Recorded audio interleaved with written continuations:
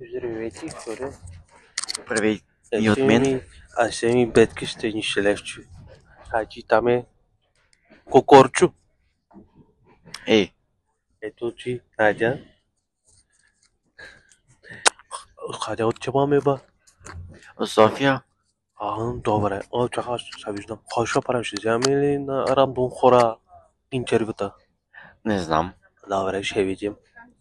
Ади, до след 2 часа и нещо. Маняци, какво преча?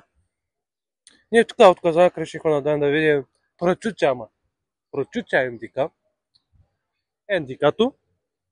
Вижте, знам, там където пише София, на български и на английски. Човек ги взел. Много добре. О, виж, оператор, я покажи фонтанчетата да видят хората.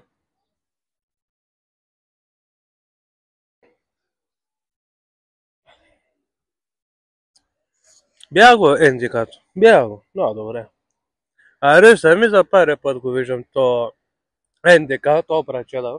И брачета, знаете, ендикато ми е братовчет. Първи братовчет ми е ендика. Така. Сега ще обиколим и металала и такива подобни. Ще мога да отидем на Витушка, да видим там колегите, да дадем някакви рандови въпроси на случайен принцип на няколко хора ще им зададем. Кот ми скръбни. Айде ще се видим до после. Айде, дами и господа, пиленца мои сладки. Ти беше от Стара Загора. Стара Загора ли?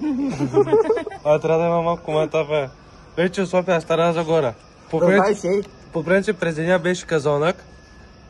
От София стана Казанък, вече от Казанък стана Стара Загора. Тук да, софиянци за ни се обиждат.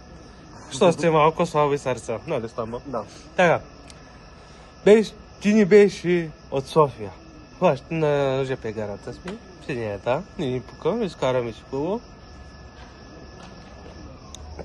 Кефихме са, кантали, забавление, имаше иде. Не го изпорал, ама беше... Малко. Да, ама беше яко. Тъй, не можахме да отидем до Витушка да вземем малко интервю, извинявам се, че ви загахме, ама нямаше време. И ще ви кажем до следващия път.